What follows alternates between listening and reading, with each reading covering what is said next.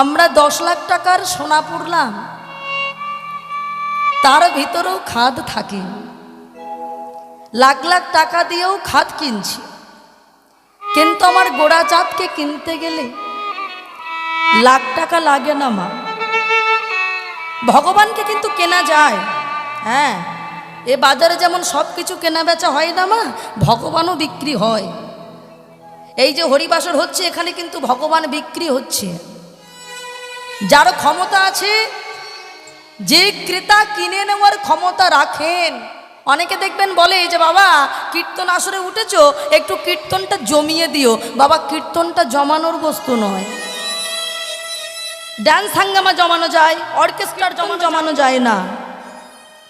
আপনারা প্রেম ভক্তি রসে, আমার এখানে গৌর হরির ভক্তবৃন্দ, আপনার অনুরাগ প্রেম রসে জমে থাকবেন, আর আমরা কীর্তনিয়ারা আপনাদের ভিতর